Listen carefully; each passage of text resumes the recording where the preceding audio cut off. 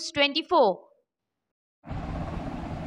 জেলা নেতৃত্বের উপস্থিতিতে হালি শহরে সুসম্পন্ন হলো তৃণমূল কংগ্রেসের বিশাল কর্মী সভা।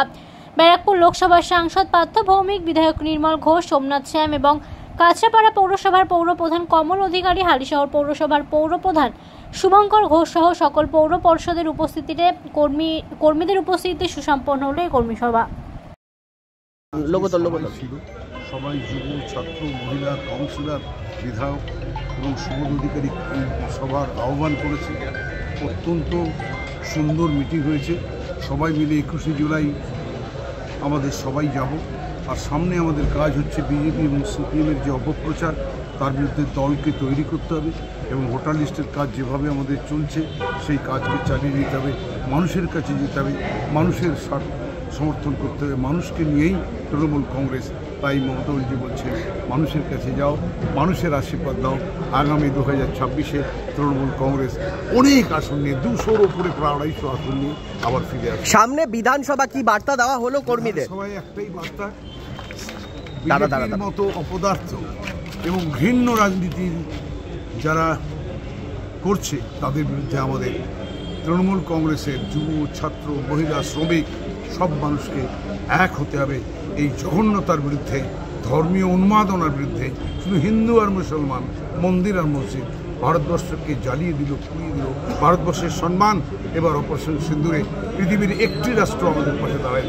তাই বিজেপিকে সরাতে হবে আর ভারতবর্ষের আগামী নেত্রী মমতা ব্যানার্জি। বিরোধী দলনেতা তো নেতৃত্ব থেকে তো আপনারা দেখলেন বার্তা টোটাল দিয়েছেন পার্থদাস, আমাদের প্রিয় সাংসদ, আমাদের দুই বিধায়ক, আমাদের বিশ্ববিদ্যালয় মাননীয় সুবোধ অধিকারী এবং সোমনাথ শ্যাম মহাশয় এবং আমাদের যিনি চেয়ারম্যান রয়েছেন, চেয়ারপারসন রয়েছেন আমাদের বিধায়ক নির্মল ঘোষ মহাশয়, উনিও কিন্তু বক্তব্য শুরু বললেন যে মাথায়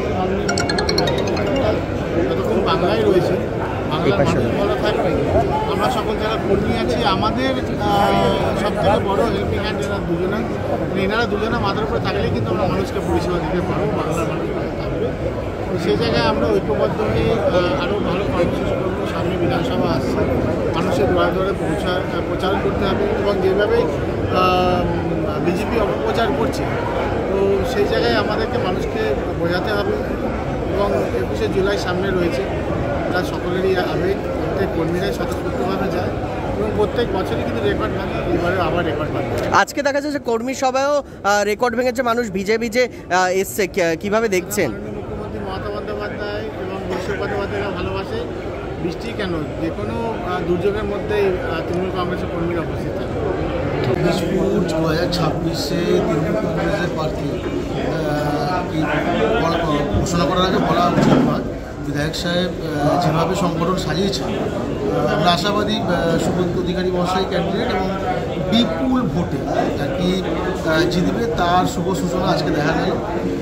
এবং এমপি সাহেব ছিলেন, চেয়ারম্যান সাহেব যিনি আমাদের রয়েছেন জেলার, তিনি ছিলেন, বিধায়ক সাহেব ছিলেন, জগদ্দলের বিধায়ক সোমনাথ শ্যাম মহাশয় ছিলেন এবং কর্মীদের উচ্ছ্বাস থেকে এটাই বোঝা যাচ্ছে আমরা সকলেই তো কর্মী, আমাদের সকলের মধ্যে যে উচ্ছ্বাসটা আছে যে কত তাড়াতাড়ি ভোট আসবে, কত তাড়াতাড়ি ভোটটা আমরা ফেস করব। কি বলবেন কর্মী সভা? আজকে কর্মী সভা ছিল, আমাদের মাননীয় সংসদ তথা আমাদের রাজ্য বিভাগের প্রাথমিক মহাশয় বার্তা দিয়েছে। আমাদের আরও একজন গার্জিয়ান অভিভাবক দমদম সাংগঠনিক জেলার নির্মল ঘোষ মহাশয়, তিনিও বক্তব্য রেখেছেন। আমাদের নেত্রী মমতা বন্দ্যোপাধ্যায় যে নির্দেশ দিয়েছেন, আমাদের সেনাপতি যে নির্দেশ দিয়েছেন, আগামী দিনে কীভাবে চলার পথ হবে সেটা বিস্তারিতভাবে বলা হয়েছে। আর সবথেকে বড় যেটা আমাদের লক্ষ্য, যেটা আমাদের নেত্রী বা আমাদের সেনাপতি অভিষেক বন্দ্যোপাধ্যায় বলেন কি মানুষের পাশে থাকা, মানুষের সেবা করা, সেটাই আমরা প্রত্যেক কাউন্সিলরদের আমরা বার্তা দিয়েছি, প্রত্যেক কর্মীদের আমরা সেবা দিয়েছি। আর তৃণমূল কংগ্রেস আমাদের একমাত্র সামাজিক রাজনীতির দল, 365 দিন 24 ঘন্টা মানুষের সেবা দিয়েছে। তো সেখানে আমাদের গর্ব, আমাদের যারা সৈনিক আছে, যাদের বুক চিতিয়ে তারা যে কোনো লড়াই এগিয়ে থাকে, সেখানে আমরা নিজেদের গর্ববোধ মনে করি। সেই জায়গায় দাঁড়িয়ে আমার মনে হয় সারা বাংলা জুড়ে কোনো বিপদের সংকট নেই যেখানে তৃণমূল কংগ্রেসের সৈনিকরা রয়েছে। আর সাথে সাথে বাংলার মানুষ বদলা একটা তো নিশ্চয়ই নেবে। কারণ আপনারা সকলেই জানেন আমাদের উত্তরবঙ্গে প্রধানমন্ত্রী এসেছিলেন, সেখানে স্বরাষ্ট্রমন্ত্রী বাংলার মানুষকে অপমান করেছে। তিনি বলেছেন কি প্রধানমন্ত্রী মোদিজি সিন্দুর অপারেশন করে এসছেন এবং বাংলায় সিন্দুর অপারেশন করে। মানে আপনারা সকলেই জানেন আমাদের দেশের জন্য যে প্রাণ দেয় সে সৈনিককে যেমনি অপমান করা হয়েছে সেরকম বাংলার মানুষকেও তারা অপমান করেছে। এই যে সিন্দুর অপারেশন যে বলা হচ্ছে সেটা পাকিস্তানে করা হচ্ছে উগ্রপন্থী, আবার এসে বাংলায় করা হবে, কারণ বাংলার প্রত্যেকটা মানুষকে তারা উগ্রপন্থী পাকিস্তানি বোঝানো। আমাদের তো পশ্চিমবাংলা দেশের মধ্যে, দেশের বাইরে নয়।